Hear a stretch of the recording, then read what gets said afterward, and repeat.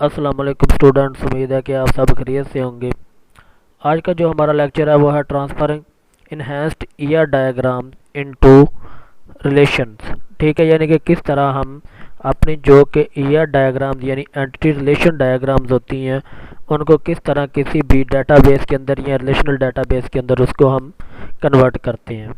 तो आज हम यही देखेंगे कि किस तरह जो ईआर डायग्राम्स होती हैं उनको कन्वर्ट किया जाता है। चूँकि जब हम पहले ईआर डायग्राम बना रहे थे, ठीक है, डेटाबेस एसडीएलसी का हमने पढ़ा था कि यानी कि एसडीएलसी में क्या होता है कि सबसे पहले हम क्या करते हैं कि कंसेप्चुअल डेटाबेस तैयार करते हैं। ठीक है, उस कंसेप्चुअल डेटाबेस को फिर हम आगे लॉजिकल डेटाबेस के अंदर कन्वर्ट करते हैं।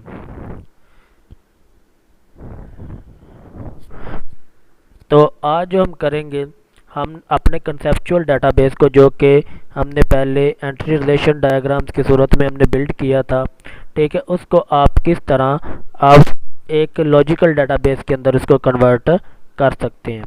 यानी लॉजिकल डेटाबेस में ये होता है कि क्या किस तरह आप जो होते हैं अपनी जितनी भी एंटिटीज़ वगैरह या जितने भी रिलेशनशिप्स वगैरह आपने और इधर ईआर डायग्राम्स में बिल्ड किए होते हैं, ठीक है, आप उसको किस तरह डेटाबेस के अंदर इम्प्लीमेंट करते हैं। तो सबसे पहले यही था कि इस प्रोसेस में हम क्या करते हैं कि इसमें हम अपने कंसेप्चुअल स्कीमा, ठीक है, यानी कि जो कि हमने डायग्राम्स या रिलेशनशिप डायग्राम बनाई होती हैं, ठीक है, कंसेप्ट की सूरत में हमने पेपर के ऊपर ड्रा किया हुआ होता है कि जी हमारा जो डेटाबेस है इसके अंदर क्या क्या होगा और ये किस तरह वर्क करेगा। तो हम क्या करते हैं कि इसमें हम कंसेप्चुअल जो स्कीमा होता है उसको लॉजिकल स्कीमा में कन्वर्ट करते हैं, यानी कि उसकी एक लॉजिकल फॉर्म या उसको आप कह सकते हो कि टेबुलर फॉर्म में हम अपने डाटा को जो एंटिटीज़ की सूरत में पहले हमारे पास मौजूद होता है, फिर हम क्या करते हैं कि उस एंटिटीज़ का डाटा जो होता है उसको डाटाबेस के अंदर कन्वर्ट कर दिया जाता है। इसके लिए ज़्यादातर हम हेल्प लेते हैं, ठीक है, केस टूल्स की। ठीक है, केस टूल जिस तरह के पहले ये एब्रीवेशन होता है कंप्यूटर एडेड सॉफ्टवेयर इंजीनियरिंग का। ठीक है, कंप्यूटर एडेड सॉफ्टवेयर इंजीनियरिंग एक ऐसी इंजीनियरिंग है जिसके अंदर के आप ये ऑटोमेटिकली क्या करती है कि किसी भी चीज़ को उसकी जिसके मुताबिक उसको कन्वर्ट करना होता है वो सॉफ्टवेयर को कन्वर्ट कर देती है। तो आजकल बहुत सारे इस तरह के टूल्स होते हैं जो कि आपकी कंसेप्चुअल जो स्कीमा होता है डेटाबेस का, ठीक है, उसका वो क्या करते हैं कि वो ऑटोमेटिकली उसको रिलेशनल डेटाबेस के अंदर या रिलेशनल लॉजिकल स्कीमा के अंदर उसको वो कन्वर्ट कर देते हैं। ठीक है, अब तो ये तो सिंपल होता है, लेकिन इसके अलावा कभी कभी इस तरह की चीज़ें भी हो जाती हैं कि क्या होता है कि जो कंप्यूटर एडेड सॉफ्टवेयर इंजीनियरिंग के टूल्स होते हैं, ठीक है, जो कि ऑटोमेटिकली क्या होते हैं कि समझ लें कि आर्टिफिशियल इंटेलिजेंस अपने यूज़ करते हैं, ठीक है, उस स्कीमा को वो क्या करते हैं कि डेटाबेस के अंदर कन्वर्ट करते हैं। तो कभी कभी ये होता है कि अगर आपके पास वो बहुत ज़्यादा कम्प्लेक्स स्कीमा मौजूद हो, ठीक है, तो वो क्या करते हैं कि वो उसको फिर कन्वर्ट नहीं कर सकते, क्योंकि अब उन्होंने तो एक चीज़ जो होती है वो डिज़ाइन की होती है बेसिक तौर पर, लेकिन आप क्या करते हैं कि कहीं ना कहीं जाके उसकी भी लिमिट ख़त्म हो जाती है, जो कि अगर बहुत कॉम्प्लिकेटेड स्कीमा वगैरह आप ईआर डायग्राम्स वगैरह आपने बनाई हुई होती हैं तो वो क्या करते हैं कि उनको फिर वो इजीली क्या करते हैं कन्वर्ट नहीं कर सकते। तो फिर लिहाजा आपको क्या करना पड़ता है, आपको वो मैनुअली इसके अंदर यानी कि कन्वर्ट करना पड़ता है। जो भी आपका कंसेप्चुअल स्कीमा होता है उसको लॉजिकल स्कीमा के अंदर आपने इसको इस तरह करना, यानी कि अपने मैनुअल तरीके से, यानी खुद आपको उसके टेबल वगैरह जो होती हैं उसकी डेटाबेस वगैरह जो होती है वो खुद से क्रिएट करना पड़ती है। उसके बाद आप इसकी सिर्फ केस टूल से उस वक्त आप उसकी क्वालिटी वगैरह चेक कर सकते हो, ठीक है, क्या जो हमने अपना जो कंसेप्चुअल स्कीमा है उसको जो लॉजिकल स्कीमा में कन्वर्ट किया है क्या वो बिल्कुल ठीक है, यानी कि उसके अंदर जो डाटा वगैरह की इम्प्लीमेंटेशन है, ठीक है, जो कि टेबल्स वगैरह हमने बनाया वो सारे के सारे ठीक हैं कि नहीं है। हम क्या कर सकते हैं कि केस टूल्स की मदद लेते हुए हम उनको कन्वर्ट इस सूरत हाल में कर सकते हैं कि उसकी क्वालिटी को टेस्ट कर सकते हैं कि क्या ये डेटाबेस जो बनी हुई है क्या ये इसकी क्वालिटी वगैरह जो है वो ठीक है। तो वो हम जितनी भी चीज़ें होंगी वो केस टूल्स की मदद से हम उनको आगे टेस्ट करने की कोशिश करते हैं। उसके बाद आगे जो है उस कुछ एंटिटीज़ की एग्जाम है जो आप पीछे भी पढ़ चुके हैं। सबसे पहले आती है रेगुलर एंटिटीज़।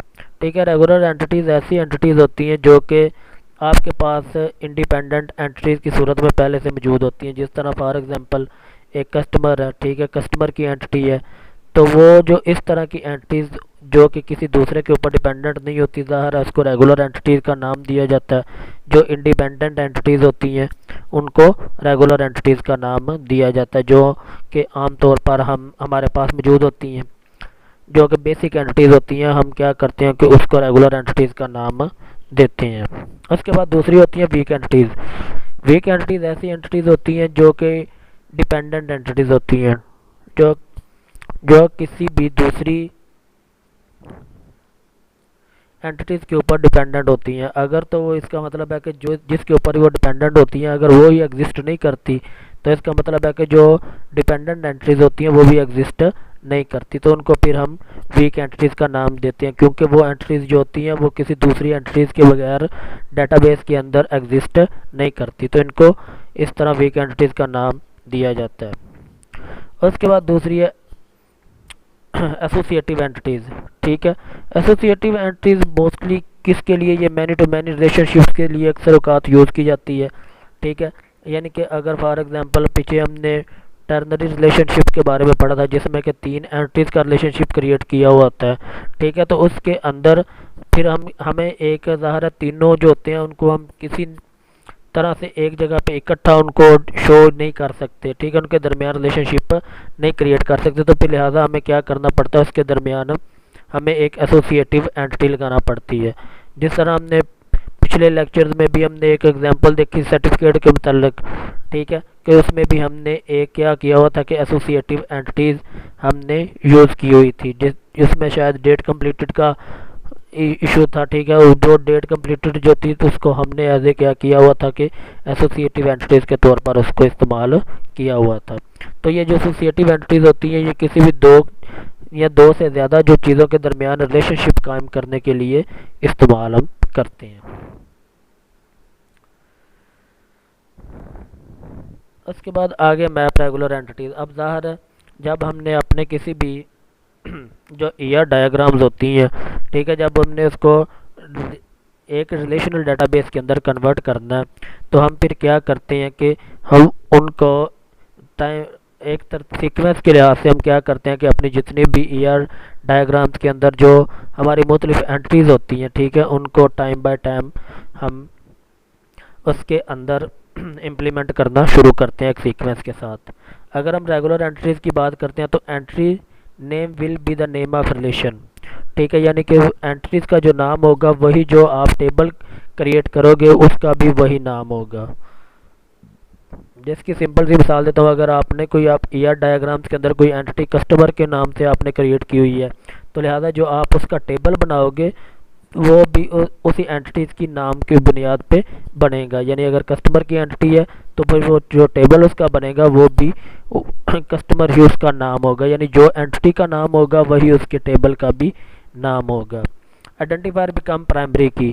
अब आइडेंटिफायर कोई भी एक ऐसी यूनिक वैल्यू होती है, ठीक है, जो कि एक वो ऐसी वैल्यूज़ होती हैं जो कि मैं ये कह लें कि एक दूसरे के साथ मैच नहीं करती, वो सारी की सारी यूनिक वैल्यूज़ होती हैं। तो फिर हम उनको क्या करते हैं एज ए आइडेंटिफायर के तौर पर इस्तेमाल करते हैं। जिस तरह अगर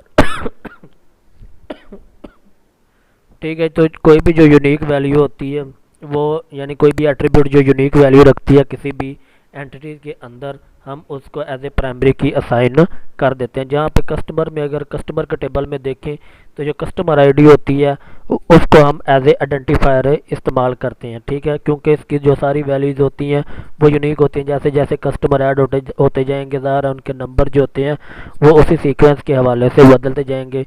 फॉर एग्जांपल अगर कस्टमर नंबर है तो किसी दो कस्टमर्स का जो नंबर होगा वो एक नहीं होगा, तो लिहाजा हम प्राइमरी की में हमेशा कोई ना कोई यूनिक वैल्यू ही रखते हैं।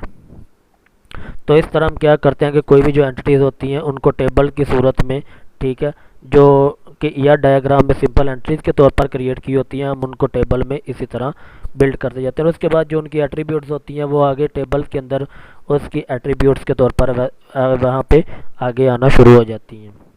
आगे हमारे पास जो है वो रेगुलर एंटिटीज़ में कंपोजिट एट्रीब्यूट आती हैं।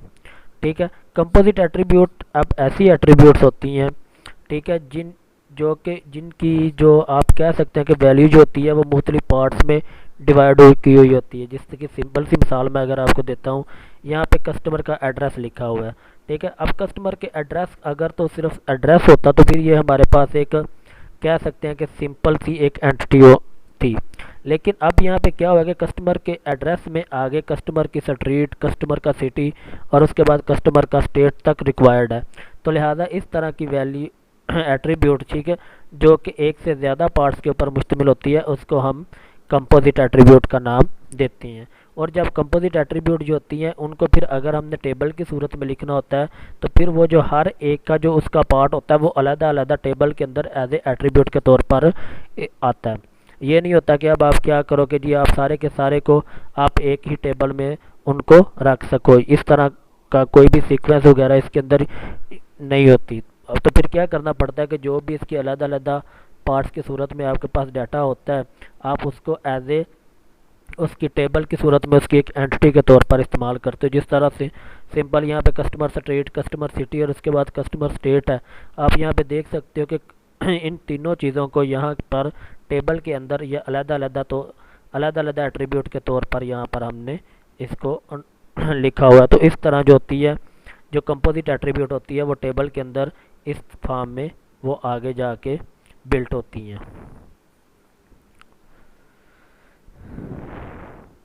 उसके बाद आगे जो आते हैं वो हमारे पास मल्टी वैल्यूड एट्रीब्यूट आती हैं। मल्टी वैल्यूड एट्रीब्यूट ऐसी एट्रीब्यूट्स होती हैं जिनकी वैल्यूज़ जो होती हैं वो एक से ज़्यादा होती हैं। ठीक है, तो एक से ज़्यादा वैल्यूज़ की सिंपल सी एग्जांपल यहाँ पे देता हूँ कि यहाँ पे एक एम्प्लॉय का, ठीक है, एंटिटी है। एम्प्लॉय की एंटिटी में एंड पे यहाँ पे आपको एक स्किल नज़र आ रहा होगा। अब ज़ाहिर है कोई भी एम्प्लॉय जो होता है उसके पास ज़रूरी नहीं है कि एक ही स्किल हो। अब मुख्तलिफ एम्प्लॉयज़ जो होते हैं उनके पास मुख्तलिफ तरह की स्किल्स भी हो सकती हैं। तो लिहाजा इस तरह की जो एट्रीब्यूट्स होती हैं उनको हम मल्टी वैल्यूड एट्रीब्यूट्स का नाम देते हैं कि जिनके अंदर यानी कि वो एट्रीब्यूट जो कि एक से ज़्यादा वैल्यू अपने अंदर रखती हैं। तो इसके लिए फिर क्या करना पड़ता है हमें, इसके लिए फिर हमें एक अलग से टेबल इसका क्रिएट करना पड़ता है। ठीक है, यानी कि मल्टी वैल्यू एट्रीब्यूट को एडजस्ट करने के लिए हमें दो रिलेशन चाहिए होती हैं। ठीक है, एक तो वो जो होता है यानी कि दो टेबल चाहिए होते हैं। एक टेबल तो वो होता है जो एज ए प्राइमरी यानी कि बेसिक तौर पर उसका इस्तेमाल हो रहा होता है। तो दूसरा टेबल जब हम इसको जनरेट करते हैं, ठीक है, ज़ाहिर है वो मल्टी वैल्यू एट्रीब्यूट के लिए हमें इसका एक सेकंड टेबल भी जनरेट करना पड़ेगा। जिस तरह यहाँ पर स्किल है, ठीक है, स्किल जो है वो क्या है, एक मल्टी वैल्यूड एट्रीब्यूट है। तो लिहाजा वो क्या होगा कि वो इसी टेबल के अंदर नहीं आ सकती, हमें उसको एक अलग टेबल के अंदर डिफाइन करना पड़ेगा। तो इसके लिए फिर हम क्या करते हैं कि जो टेबल की, अब यहाँ पे टेबल का नाम एम्प्लॉय है, यहाँ पे टेबल का नाम एम्प्लॉय स्किल है। ठीक है, यहाँ पे टेबल का नाम भी डिफरेंट है, लिहाजा दोनों के हैं, दोनों जो है वो अलग टेबल्स हैं।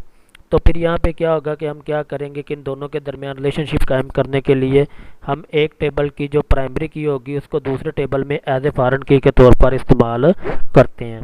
जिस तरह यहाँ पे आपको एरो की मदद से दिखाया गया कि किस तरह एक टेबल की जो प्राइमरी की है वो दूसरे टेबल में एज ए फॉरेन की के तौर पर इस्तेमाल हो रही है। ये यहाँ पे एम्प्लॉय में जो एम्प्लॉय आईडी है वो एज ए प्राइमरी की है, लेकिन अगर आप दूसरे टेबल में इसको देखेंगे तो यहाँ पे वो क्या हो रही है कि वो एज ए फॉरेन की के तौर पर इस्तेमाल हो रही होती है।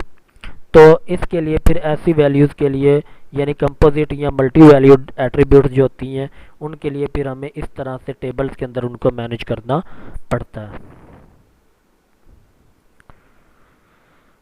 उसके बाद आगे जो हमारा टॉपिक है अगला वो क्या है कि वीक एंटिटीज़। ठीक है, अब ज़ाहिर है हमारे पास जो एंटिटीज़ होती है रेगुलर एंटिटीज़, उनका तो हमने देख लिया कि किस तरह हम उनको क्या कर सकते हैं कि टेबल के अंदर उनको जनरेट कर सकते हैं, या जो हमारी रेगुलर एंटिटीज़ होती हैं उनको किस तरह हम रिलेशनल डाटाबेस के अंदर कन्वर्ट कर सकते हैं।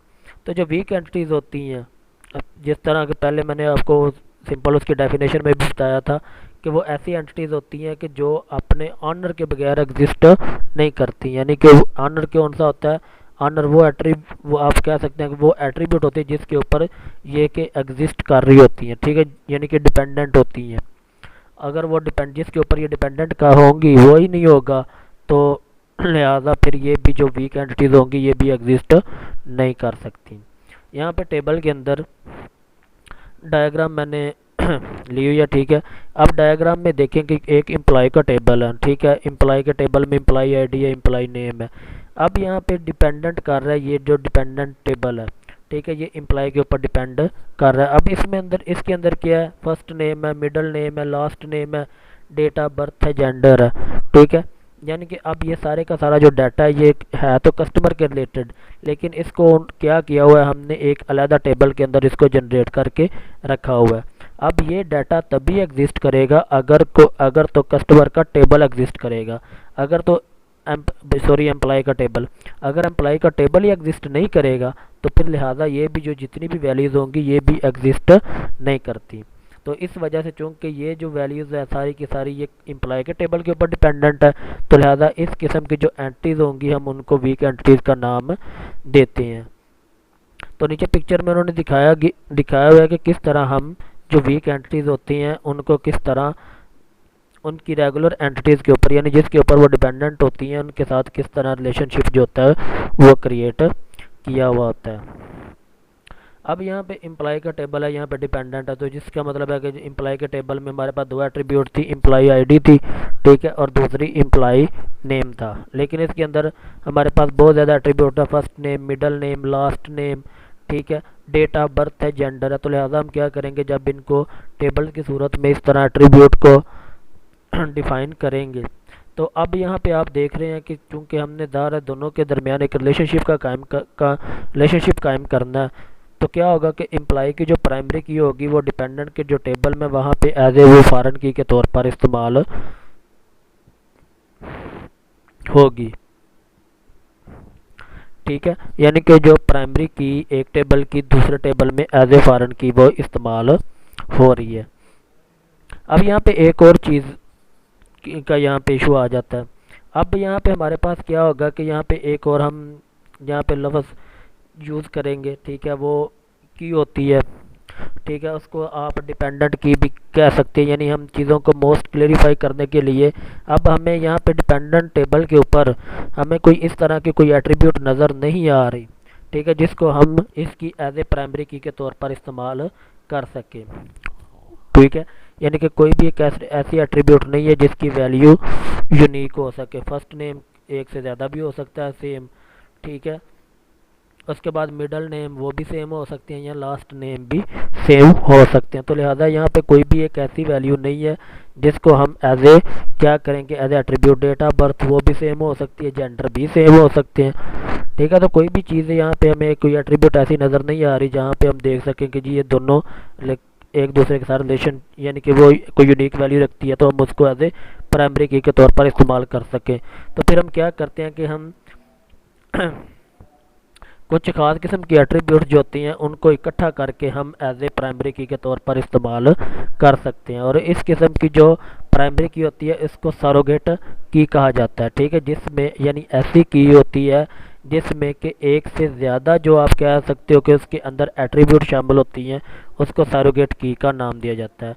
तो लिहाजा हम फिर यहाँ पे हम क्या करेंगे कि यहाँ पे जो 1 2 3 4 जो एट्रीब्यूट हैं इनको इकट्ठा करके हम जो डिपेंडेंट टेबल हमारा होगा उसकी हम एक सिंगल प्राइमरी की बनाएंगे। उसके बाद फिर क्या होगा कि ये तो एज ए यहाँ पे प्राइमरी की के तौर पर इस्तेमाल होगी, जिसको हम सिंपल जो उसका नाम देते हैं वह सरोगेट की, ठीक है। तो यहाँ पे फिर क्या होगा कि डिपेंडेंट की एज ए प्राइमरी की ये इस्तेमाल हो जाएंगे। उसके बाद डेट ऑफ बर्थ और जेंडर जो होंगे वो इसके बकिया एट्रीब्यूट जिस तरह सिंपल बाकी के होते हैं वो इसी तरह यहाँ पे पड़े रहेंगे।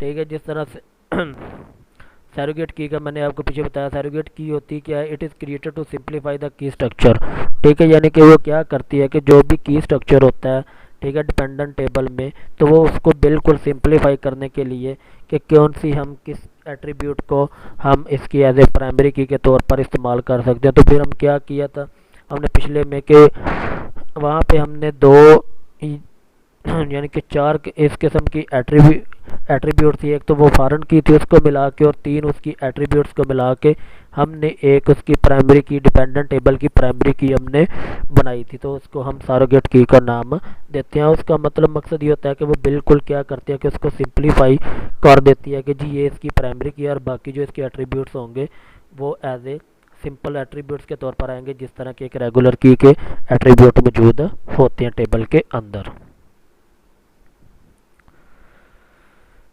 उसके बाद बाइनरी रिलेशनशिप का आ जाता है कि किस तरह जो बाइनरी रिलेशनशिप यानी दो एंटिटीज़ के दरमियान जो रिलेशनशिप कायम होते हैं उनको किस तरह पे हम बिल्ड कर सकते हैं, ठीक है, या किस तरह हम उनको कन्वर्ट कर सकते हैं डेटाबेस के अंदर। तो सबसे पहले जो रिलेशनशिप है वो है वन टू मैनी का, ठीक है, यानी कि यहाँ पे ज़ाहिर रिलेशनशिप हमने पहले पढ़ चुके हैं कि एंटिटीज़ के दरमियान वन टू वन का रिलेशनशिप होता है, वन टू मैनी का रिलेशनशिप होता है, मैनी टू मैनी का रिलेशनशिप होता है, या मैनी टू वन का रिलेशनशिप होता है। यानी चार किस्म के रिलेशनशिप जो होते हैं ये किसी भी दो एंटिटीज़ के दरमियान ये रिलेशनशिप जो होते हैं ये कायम होते हैं। तो वन टू मैनी के रिलेशनशिप में किस तरह के, जिस तरह फॉर एग्जांपल अगर कोई दो एट्रीब्यूट्स हैं, ठीक है, अब यहाँ पे एक एट्रीब्यूट कस्टमर और दूसरी ऑर्डर है, ठीक है, यहाँ पे वन टू मैनी का रिलेशनशिप है, यानी कि एक कस्टमर जो होगा वो सिर्फ कोई एक कस्टमर मौजूद है, ठीक है, वो कोई ऑर्डर भी दे सकता है, ठीक है, वो उसका कोई ऑर्डर भी नहीं हो सकता, या वो एक से ज़्यादा ऑर्डर दे सकता है। तो इसीलिए इसको वन टू मैनी का नाम दिया जाता है, यानी कि एक कस्टमर कोई भी ऑर्डर नहीं दे सकता या एक कस्टमर एक से ज़्यादा ऑर्डर दे सकता है। तो लिहाजा इस रिलेशनशिप को हम वन टू मैनी का नाम देते हैं। तो अब इस तरह फिर हम क्या करते हैं कि जो भी इस तरह के रिलेशनशिप्स होते हैं एंटिटीज़ के दरमियान, हम उनको जब टेबल के अंदर, क्योंकि अब ये हमारा सिर्फ इसी वजह से आपको डबल डबल ये पिक्चराइज फॉर्म में दिखा रहा हूँ ताकि किस तरह के हम किसी भी जो एंटिटीज़ जो होती हैं, ठीक है, हमारी एंटिटीज़ या डायग्राम्स के अंदर हम उनको किस तरह इसके अंदर कन्वर्ट कर सकते हैं कि जो आपका रिलेशनल डाटा बेस आपने आगे क्रिएट करनी है, ठीक है, उसके अंदर एसक्यूएल की मदद से आप किस तरह इनको जनरेट वगैरह कर सकते हैं। तो यहाँ पे क्या होगा, फिर कस्टमर का नेम होगा, ठीक है, कस्टमर के बाद कस्टमर का टेबल बनेगा, उसके बाद एक ऑर्डर का टेबल बनेगा। कस्टमर के टेबल में क्या होगा, उसकी तमाम एट्रीब्यूट जो होंगी वो मौजूद होंगी, और ऑर्डर के टेबल में उसकी तमाम एट्रीब्यूट्स जो होंगी वो मौजूद होंगी। तो अब कस्टमर का जो हम क्या कर सकते हैं कि जो ऑर्डर्स होते हैं, ज़ाहिर है वन टू मैनी का रिलेशनशिप है कि एक कस्टमर बहुत ज़्यादा ऑर्डर भी दे सकता है। तो फिर हम क्या करेंगे कि कस्टमर की जो प्राइमरी की होगी उसको ऑर्डर की एज ए फॉरेन की के तौर पर हम इस्तेमाल करेंगे, क्योंकि ऑर्डर जो होते हैं वो एक से ज़्यादा हो सकते हैं। अगर फॉर एग्जांपल एक कस्टमर है, ठीक है, उसने 2 या 3 ऑर्डर दिए हैं, तो यहाँ पे फिर क्या होगा, जो कस्टमर जिस कस्टमर ने यहाँ पे ऑर्डर दिए होंगे उसकी आईडी जो होगी वो उन ऑर्डर्स के आगे एग्जिस्ट करेगी, क्योंकि ऑर्डर ज़्यादा हो सकते हैं लेकिन कस्टमर एक ही है। तो लिहाजा इस तरह जो वन टू मैनी का रिलेशनशिप है वो इस तरह हम बिल्ड करते हैं रिलेशनल डाटाबेस के अंदर, कि ऑर्डर जो होते हैं वो ज़्यादा हो सकते हैं लेकिन कस्टमर की आईडी की बिना पर अगर एक ही कस्टमर ने वो ऑर्डर दिए होंगे तो वो उसी तरह तमाम ऑर्डर्स के अंदर आगे जो क्या होगा, कस्टमर सेम कस्टमर की आईडी ही एग्जिस्ट करेगी। तो इस तरह कस्टमर और ऑर्डर के दरमियान वन टू मैनी का जो रिलेशनशिप होगा वो बनेगा। उसके बाद आगे मैनी टू मैनी का रिलेशनशिप पर, ठीक है, यानी कि मैनी टू मैनी ये रिलेशनशिप्स तो वो हैं जो बेसिक तौर पर आप पीछे इसके मतलब पहले पढ़ चुके हैं कि किस तरह के ये रिलेशनशिप्स होते हैं, ठीक है, और किस तरह ये एग्जिस्ट करते हैं। तो हम सिंपल यही पढ़ रहे हैं कि किस तरह मुख्तलिफ रिलेशनशिप्स को या एंटिटीज़ को हम अपने रिलेशनल डाटाबेस के अंदर क्रिएट कर सकते हैं। तो उसके बाद जो मैनी टू मैनी का रिलेशनशिप होता है, मैनी टू मैनी के रिलेशनशिप में यही होता है कि जो दो जो एंटिटीज़ होते हैं उनके दरमियान के रिलेशनशिप बन सकते हैं, ठीक है। जिस तरह सिंपल यहाँ पे अगर आप एग्जांपल में देखें तो एक एम्प्लॉय है और एक कोर्स है। अब यहाँ पे एम्प्लॉय और कोर्स के दरमियान किस तरह का रिलेशनशिप बनता है, एक एम्प्लॉय जो होता है वो कोई भी कोर्स नहीं कर सकता, या वो एक एम्प्लॉय जो होता है वो बहुत ज़्यादा कोर्स कर सकता है, और एक कोर्स जो होता है वो बहुत सारे एम्प्लॉयज़ ने किया हुआ होता है, ठीक है। तो इस तरह जो कि इनके दरमियान मैनी टू मैनी का रिलेशनशिप बन रहा है कि एम्प्लॉय ज़्यादा को कई कोर्स कर सकता है, और कई कोर्स जो होता है, और एक कोर्स फॉर एग्जांपल जो होता है वो कई एम्प्लॉयज़ ने भी किया होता है, या कई एम्प्लॉय कई कोर्स करते हैं, या कई कोर्सेज जो होते हैं वो कई एम्प्लॉयज़ के पास होते हैं या वो कर रहे होते हैं। तो यहाँ पे ठीक है, तो फिर इसके लिए हम क्या करते हैं कि जब इसको हम डाटाबेस के अंदर कन्वर्ट करते हैं एम्प्लॉय का टेबल और उसके बाद कोर्सेज का टेबल, लेकिन यहाँ पे हमें क्या करना पड़ेगा, हमें एक एडिशनल जो होगा वो टेबल जनरेट करना पड़ेगा, ठीक है, जिसको एज ए सर्टिफिकेट का नाम दिया जाता है। जिस तरह कि हमने पहले वो एसोसिएटिव जो एट्रीब्यूट्स हमने पहले पिछले लेक्चर्स में डिस्कस की थी, उसके अंदर भी हमने ये एग्जांपल को यूज़ किया हुआ था। तो जो सर्टिफिकेट होगा इसमें क्या होगा कि ये टेबल जो होगा ये इस तरह का रिलेशनशिप बनेगा। अब यहाँ पे आप ये देख सकते हैं कि एम्प्लॉय का और कोर्स का डायरेक्ट कोई रिलेशनशिप नहीं बन रहा, ठीक है, यानी कि कोर्स का एम्प्लॉय के साथ कोई डायरेक्ट रिलेशनशिप नहीं बन रहा।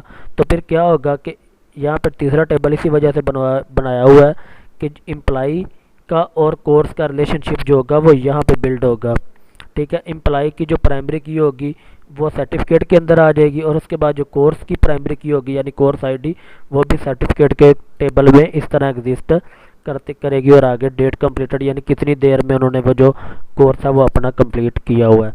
तो इस तरह हमने क्या किया हुआ है कि अब इन दोनों के दरमियान डायरेक्ट रिलेशनशिप के बजाय हमने एक नया टेबल बिल्ड किया, और उसके अंदर हमने इन दोनों के जो रिलेशनशिप है उसको वो डिफाइन किया हुआ है कि इस तरह मैनी टू मैनी का रिलेशनशिप जो होता है वो आगे बन सकता है। कि कई एम्प्लॉयज होते हैं उनके कोर्सेज आगे लिखे होंगे, फॉर एग्जांपल अगर एक एम्प्लॉय है तो उसके कई कोर्सेज आगे लिखे होंगे, ठीक है। यहाँ अगर कोई एक कोर्स है, ज़ाहिर है एक कोर्स के भी कई एम्प्लॉयज़ हो सकते हैं कि जी एक कोर्सेज वाले एम्प्लॉय जो होंगे वो एक तरह के काम और सारे अंजाम देंगे, तो एक कोर्स के आगे कई एम्प्लॉयज़ के भी नाम हो सकते हैं। तो लिहाजा कई का जब वर्ड यूज़ हो जाता है तो वहाँ पे मैनी का रिलेशनशिप एग्जिस्ट करता है। तो इस तरह हम क्या करते हैं कि जो मैनी टू मैनी रिलेशनशिप्स होते हैं उसको इस तरह बिल्ड किया जाता है।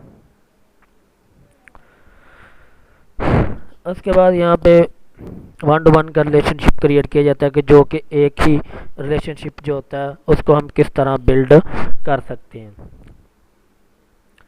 अब ज़ाहिर है ये चीज़ें बाकी सारी की सारी हमने पहले पढ़ी हुई हैं, ठीक है, तो लिहाजा हमने सिंपली सिर्फ इनको देखना है कि किस तरह हम इन रिलेशनशिप्स को आगे अपने रिलेशनल डाटाबेस के अंदर यूज़ कर सकते हैं। अब यहाँ पे जिस तरह सिंपल एक एग्जांपल दी हुई है नर्स की और उसके बाद केयर सेंटर की, ठीक है। अब एक नर्स जो होती है वो इंचार्ज यहाँ पे लिखा हुआ है, एक नर्स जो होगी वो ज़ाहिर है केयर सेंटर एक ही केयर सेंटर की इंचार्ज होगी, या एक अगर केयर सेंटर है तो उसकी कोई नर्स जो होगी इंचार्ज होगी वो सिर्फ एक ही इंचार्ज होगी। यानी ये नहीं हो सकता कि जी केयर सेंटर एक है और उसकी कई नर्सेज जो हैं वो इंचार्ज हैं, बल्कि क्या होगा कि किसी भी केयर सेंटर की एक ही नर्स इंचार्ज होगी, और इस तरह जो इनके दरमियान रिलेशनशिप बनेगा वो वन टू वन का रिलेशनशिप बनेगा। तो इस तरह फिर आगे हमने ज़ाहिर है जब भी हमने डेटाबेस जनरेट करनी है पहले हमने क्या करना होता है कि हमने उन जो एंटिटीज़ वगैरह जो हमारे पास मौजूद होती हैं हमने पहले उनके अलग-अलग जो दो टेबल हैं वो हमने जनरेट करने होते हैं, और उसके बाद फिर हमने क्या करना होता है कि किसी भी हम एज ए प्राइमरी की को हम क्या करेंगे कि किसी दूसरे टेबल के अंदर एज ए फॉरेन की के तौर पर इस्तेमाल करके उनके दरमियान रिलेशनशिप जो होंगे वो क्रिएट करेंगे। अब अगर यहाँ पे नर्सिस का टेबल लिखा हुआ है, ठीक है, यहाँ पे केयर सेंटर का टेबल बना हुआ है, ज़ाहिर दोनों की अपनी प्राइमरी की है, नर्स की जो है नर्स आईडी है, केयर सेंटर की जो है वो सेंटर आईडी है।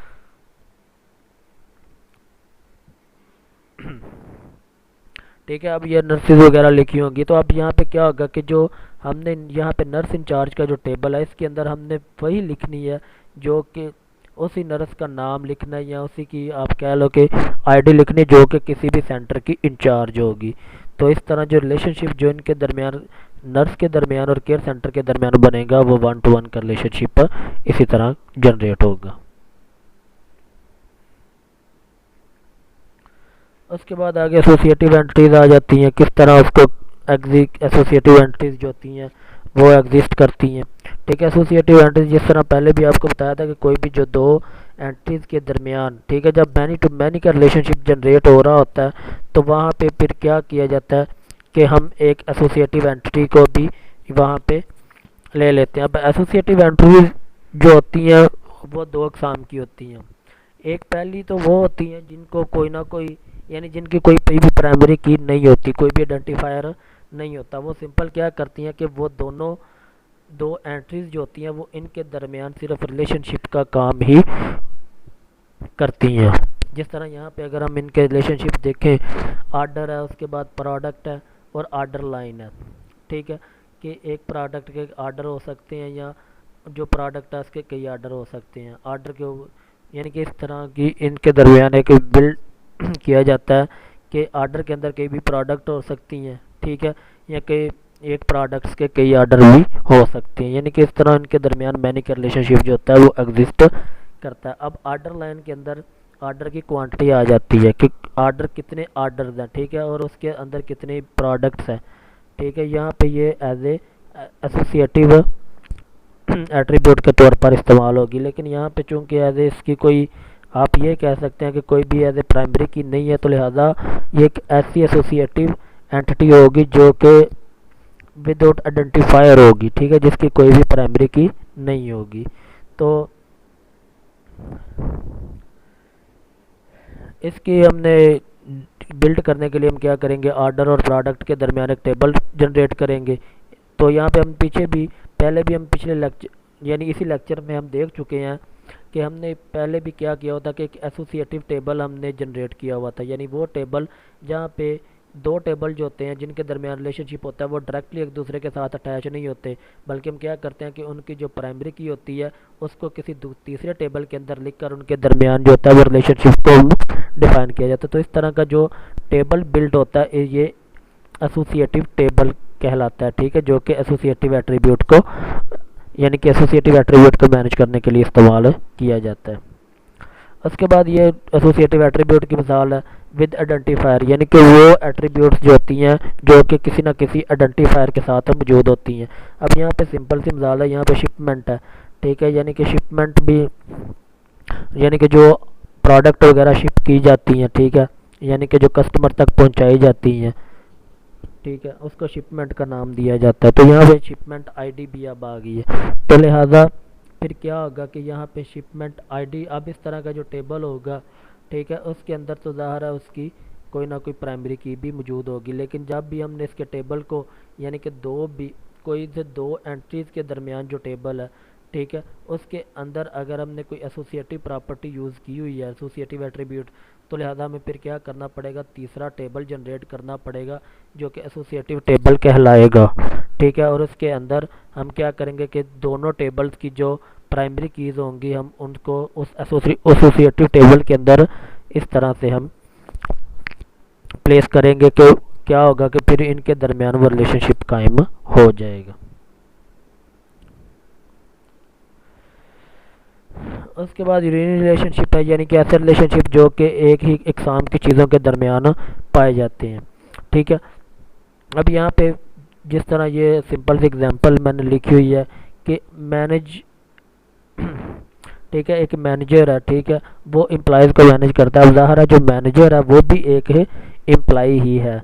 ठीक है, तो लिहाजा एक एम्प्लॉय जो होता है वो कई एम्प्लॉयज़ को मैनेज करता है। तो इस तरह का जो, चूँकि वो दोनों ही एम्प्लॉय हैं, एक मैनेजर और उसके बाद जो मैनेजर के नीचे काम करने वाले सारे एम्प्लॉय हैं, वो चूँकि मैनेजर भी एज एम्प्लॉय है, तो लिहाजा वहाँ पर एक ही एंटिटी यूज़ होगी जिसको एम्प्लॉय का नाम देंगे। तो एक मैनेजर जो होता है वो कई आगे, यानी कि एक एम्प्लॉय, ठीक है, वो कई आगे एम्प्लॉयज़ को वो मैनेज करता है। तो इस तरह का जो रिलेशनशिप होता है ये यूनियन रिलेशनशिप के अंदर वन टू मैनी का रिलेशनशिप बनता है कि जो एक एम्प्लॉय है वो आगे कई एम्प्लॉयज़ को हैंडल कर रहा है। तो इसके लिए फिर क्या किया जाता है कि एम्प्लॉय की आईडी लिख के आगे मैनेजर आईडी लिख दी जाती है। मैनेजर आईडी हम इतनी ज़्यादा ज़रूरत नहीं होती, ठीक है, क्योंकि ये सिंगल टेबल के रिलेशनशिप्स हैं।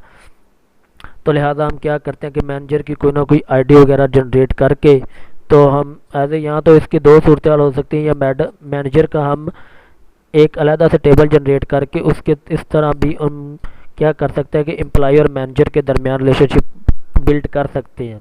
लेकिन यहाँ पे क्या हुआ कि यहाँ पे एम्प्लॉय और मैनेजर दोनों एक ही टेबल में आ चुके हैं, तो लिहाजा इस तरह इनके दरमियान ये रिलेशनशिप यूनियन रिलेशनशिप बिल्ड हो जाएगा। और उसके बाद मैनी टू मैनी का रिलेशनशिप है, ठीक है, यानी कि जो एक ही सिंगल आइटम है और उसके कई रिलेशनशिप यानी मैनी टू मैनी, एक आइटम के अंदर कई और आइटम्स हो सकती हैं, ठीक है, या वो आइटम जो होती है वो किसी कई आइटम्स के अंदर आ सकती है। तो इस तरह का मैनी टू मैनी रिलेशनशिप किसी भी सिंगल के दरमियान जो बनता है, ठीक है। तो इस तरह यानी टीम्स की जिस तरह हमने पहले एग्जांपल एक ली हुई थी, उसको हमने डिस्कस किया था यूनिटी रिलेशनशिप में कि एक टीम्स के आगे कई टीम काम कर रही होती हैं, ठीक है, और वो जो टीम होती है वो उन कई टीमों में से एक होती है जो कि किसी और टीम के अंडर काम कर रही होती है। तो लिहाजा इसी तरह इनके दरमियान मैनी टू मैनी का रिलेशनशिप जो होता है वो बिल्ड किया जाता है। तो इस तरह फिर क्या किया जाता है कि इनके जो दरमियान जो टेबल वगैरह एग्जिस्ट किया जाता है, ठीक है, यहाँ पे एज ए क्वांटिटी है, एक एटम जो होती है वो कई क्वांटिटीज़ के ऊपर मुश्तमिल हो सकती है, या वो एटम जो होती है वो कई एटम्स में से एक क्वांटिटी हो सकती है। तो इस तरह फिर इनके दरमियान ज़रा दोनों आइटम का और कंपोनेंट का हमने टेबल जो होगा वो अलग अलग ऐसे टेबल बिल्ड करेंगे, ठीक है, और उनके दरमियान इस तरह हम एक ख़ास किस्म का टेबल जो होगा वो जनरेट करेंगे, ठीक है, जो कंपोनेंट नंबर के तौर पर आगे इस्तेमाल होता है। तो इस तरह इनके दरमियान जो रिलेशनशिप होते हैं वो कायम किए जाते हैं। उसके बाद यहाँ पे है टर्नी रिलेशनशिप। टर्नी रिलेशनशिप मोस्टली ऐसा रिलेशनशिप होता है जो कि तीन या तीन से ज़्यादा प्रोडक्ट के दरमियान या कह लो कि एंट्रीज के दरमियान होता है। और उसके बाद यहाँ पे सिंपल हम क्या करते हैं कि एक एसोसिएटिव एंट्री भी यूज़ करते हैं, ठीक है। ये कोई भी आप ये इसको ये नहीं कह सकते कि ये यहाँ पे चौथी एंट्री यूज़ हुई है, बल्कि ये सिर्फ एक एसोसिएटिव एंट्री जो कि इन तीनों के दरमियान रिलेशनशिप का काम करती है। जो जब भी टर्नरी की बात करते हैं तो उसमें से फिर क्या किया जाता है कि जो तीनों एंट्रीब्यूट होती हैं या जो तीनों एंटिटीज़ होती हैं इनका पहले से हम क्या करते हैं कि अलग-अलग से टेबल जनरेट करते हैं। टेबल जनरेट करने के बाद फिर उनको एसोसिएटिव टेबल में इस तरह से उनकी हम प्राइमरी कीज़ को इकट्ठा करते हैं कि वो उनके दरमियान रिलेशनशिप जो होता है वो कायम हो सके। जिस तरह अब यहाँ पे पेशेंट का टेबल है, फिजिशियन का टेबल है या ट्रीटमेंट का टेबल है, ठीक है। ये क्योंकि तीनों एंटिटीज़ अलग-अलग थी, लिहाजा यहाँ पे हमने टेबल इनके अलग-अलग जनरेट किए हैं। और आगे हमने क्या किया कि इन तीनों टेबल की जो प्राइमरी कीज़ है वो हमने एक आगे एसोसिएटिव टेबल में डाल दिए, जिस तरह से इनके दरमियान रिलेशनशिप जो होगा वो कायम हो जाएगा। उसके बाद आगे सुपर टाइप और सब टाइप, जो हमने पहले भी जनरलाइजेशन और स्पेशलाइजेशन की हमने बात की थी कि किस तरह जो होती है हम किसी भी चीज़ की जनरलाइजेशन से स्पेशलाइजेशन की तरफ जाते हैं और स्पेशलाइजेशन से जनरलाइजेशन की तरफ जाते हैं। अब हम क्या करते हैं कि इनको किस तरह से हम रिलेशनल डेटाबेस के अंदर क्रिएट कर सकते हैं। तो इसके लिए फिर क्या करना पड़ता है कि हमें सबसे पहले यहाँ पे सिंपल सी मैं एग्जांपल देता हूँ। यहाँ पे हमने एम्प्लॉय की एग्जांपल ली थी। एम्प्लॉय के आगे फर्दर तीन टाइप्स थी, ठीक है। आवरली एम्प्लॉयज़ है, सैलरीड एम्प्लॉयड है और कंसल्टेंट है, ठीक है। ये तीनों अलग अलग आगे एम्प्लॉयज़ की इकसाम थी। तो हमने क्या किया, हमने जब इसको टेबल के अंदर लिखना है तो हम क्या करेंगे कि एक एम्प्लॉय का टेबल जनरल सा टेबल बनाएंगे, ठीक है। और उसके बाद हम फिर क्या करेंगे कि आगे जो मुख्तलिफ हमारे एम्प्लॉयज़ थे, ठीक है, जिस तरह वो आवरली एम्प्लॉयज़ है, कंसल्टेंट है या सैलरीड एम्प्लॉयज़ है, ठीक है। अब एम्प्लॉय नंबर जो होगा ज़ाहिर है वो जब सारे एम्प्लॉय इकट्ठे होंगे एक ही जगह पे तो वहीं पे आएंगे। लेकिन जब हम अलग-अलग से हम उनको कंसल्ट करेंगे जी किस तरह के एम्प्लॉय जो होते हैं वो कंसल्टेंट में आते हैं या किस तरह के सैलरीड एम्प्लॉयज़ होते हैं और कौन से एम्प्लॉयज़ हैं जो कि आवरली काम करते हैं। तो इस तरह के जो एम्प्लॉयज़ होंगे इनको फिर इस तरह पहले हम जो उनकी सब डिवीज़न होंगी, ठीक है, हम उनको अलग-अलग टेबल में डिफ़ाइन करके फिर हम क्या करेंगे कि उसका एक रिलेशनशिप जो होगा वो एम्प्लॉय के टेबल के साथ इस तरह हम एसोसिएट कर देंगे। उम्मीद है स्टूडेंट आपको समझ आई होगी। आज का लेक्चर ज़रा लेंथी हो गया है। इसकी वजह भी यही है कि आज का जो आपका टॉपिक था वो ज़रा थोड़ा सा डिफ़िकल्ट था, तो मैंने कोशिश की है कि आपको मैं ब्रीफली यानी इसके मतलब डिटेल्ड एक्सप्लेन कर सकूँ ताकि आप इजीली अंडरस्टैंड कर सको। ओके स्टूडेंट, खुदा।